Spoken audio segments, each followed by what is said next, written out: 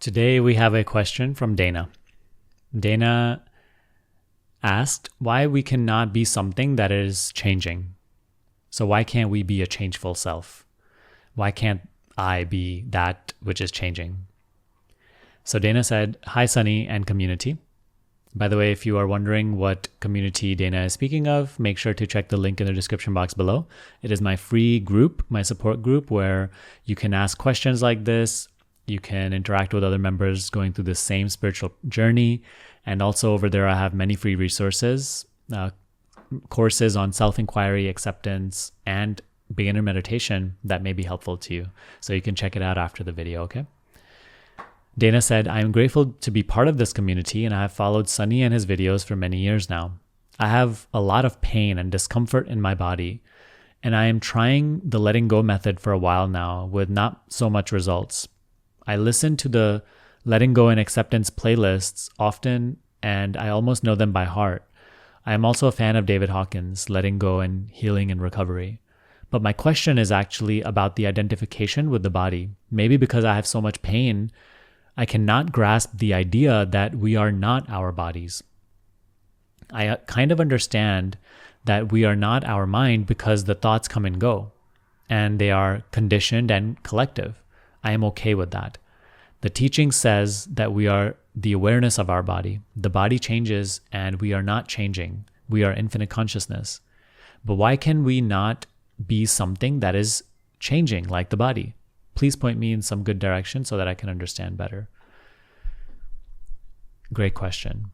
A great question that needs to be answered when practicing self-inquiry. So firstly, let's start with the second part that you asked. Why can't you be a changeful body? Firstly, you have to observe that the body does change, right? You have not had the same body. No matter like how much time has gone by, you have not had the same body. The body changes in appearance, right? What it looks like, in how it feels like, and also in appearance. You can see the changefulness of the body. Although it is not changing as rapidly as the mind is, right? Because the mind is in a much more fluid, mental, subtle state. It is like gas, right? Gas is very pliable. It moves very fast. It arises and disperses very fast. Whereas the body is what we can call more dense and material and physical. So its changefulness is very, very slow. But nonetheless, it is changing. As we go deeper into our practice, and this is something that you can see for yourself, you start to observe how the experience of the body is a constant, changeful process. In every moment, the body is appearing and disappearing. In every moment, the body is nothing other than a bundle of sensations, arising, subsiding, being born and dying. Of course, on a personal level and based on our conditioned ways of perceiving, it appears that the body has some sort of a continuity, and that I am it. But that's why we're not interested in what life appears to be. We're interested in, okay, what actually is all of this? What is true versus what's not? That is where observation comes in. So you start to observe the changefulness of the body from a more like a year level to a month level to a daily level, right? Even daily, the body feels so different every single day and starts to look so different. But also on the micro sensation level, you start to see the body as a bundle of changeful sensations, moment by moment, appearing, disappearing, appearing, disappearing. Now, why can't you be a changeful body? Why can't you be these changeful sensations? Well, see for yourself. No matter how much the body has changed throughout your life, your experience of yourself, I, has not changed. The body changes, the mind changes, but self does not change. The self, here and now, is present as presence itself. Don't just take other people's word on it. As you said, oh, people say that we are the awareness of our body, or we are that infinite consciousness. These are all words. You have to see that at the heart of every experience. You have to yourself see that at the heart of every single experience, no matter when the body was 5 years old running around in the park with its friends, no matter now when maybe there's illness and there's pain, no matter how much the body has changed, no matter how much the mind has changed. Because when you were running around in the park, you were having very different thoughts. You had a very different personality. You cared for many different things. You liked different things. You thought of yourself very differently.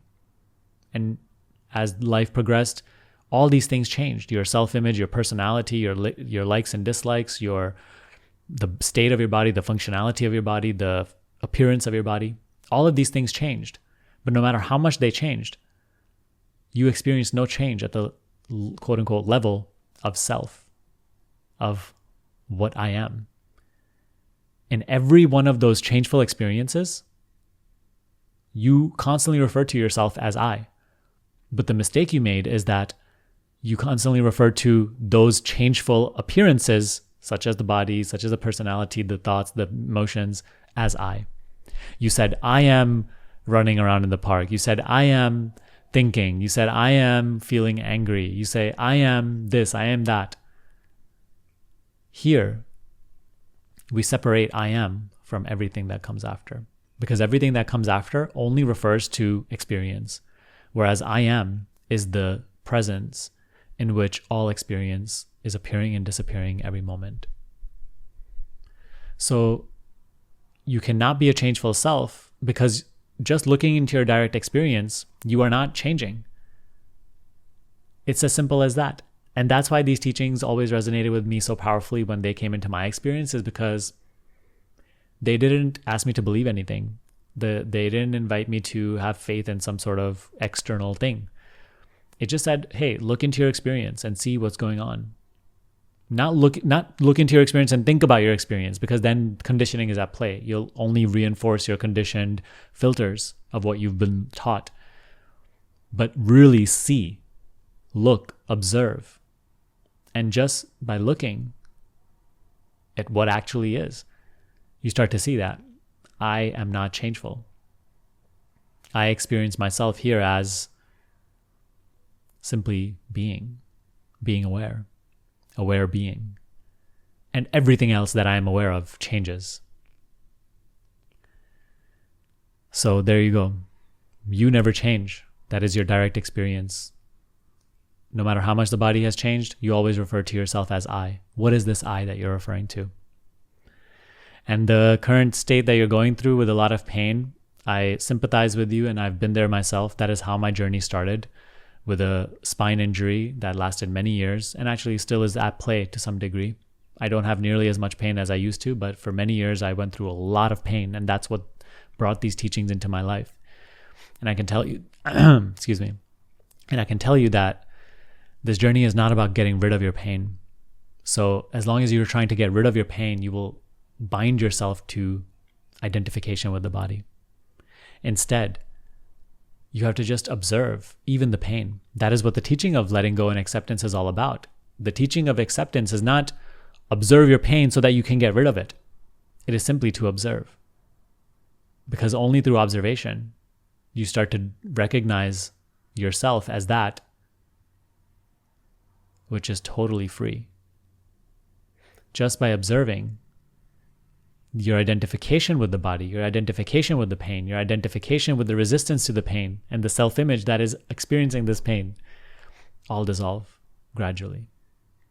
So pain, my friend, is a very powerful opportunity, and it will aid your practice. It is there for a reason, and look at this video and this conversation as a reminder of that it is your teacher, your guru. That's pain. We don't want to learn through pain, but we have to learn through pain. It's actually much more effective. So don't observe and don't practice these things to get rid of your pain. Let God decide when your pain should go. Until it's here, use your pain. So observe how even the pain was not always there. Now it has come. Are you pain? No, because pain may also go. Or maybe tomorrow it changes to more pain or less pain. Pain is also not a constant thing. If you observe pain, you'll notice that even that is like appearing as sensations. Pain is nothing other than sensation. So even pain is observable, and it also is a changeful experience. And no matter if there's less pain right now or more pain, no matter if there's no pain or pain, one thing does not change: I. So really start to see these things, that at the heart of all experiences is I. And I do not change. Therefore, I cannot be a changeful self. I cannot be anything that changes because I see it to come and go, while I do not change. I see it's coming and going. Only because it has come and gone and I perceived it, I can say, it came and went. When it goes, I do not go with it. When it goes, I don't feel like a part of me is missing. I just say, it has gone. It came before and it has gone. It wasn't here and then it was, and then it was no longer there. Who are you that sees? You're not seeing from the body. You are not aware as the body. You are not aware as the mind. You're not seeing from the mind. Both the body and mind you are aware of. Who are you? If you're looking for help with self-inquiry right now, I'm giving away a free self-inquiry guide and a free self-inquiry mini course. Instructions on how to access both of them are in the description box below. I really recommend it because it will help you with this discernment process between what is self, what is not self, what is true, what is not true. I also encourage you, if you have not yet joined this community, please do so. It has amazing resources inside of it, and you can ask questions and even submit questions for these videos. And lastly, if you wish to work privately with me personally, you can learn more about my coaching program, School of Awakening. It is a day-by-day meditation and self-inquiry program that really helps you bridge the gap between intellectual understanding and lived experience of these teachings. It really helps you dissolve mind identification and start to discover your true formless being. I'll link everything down below. Thank you for watching this video. I hope it was helpful. I'll see you next time.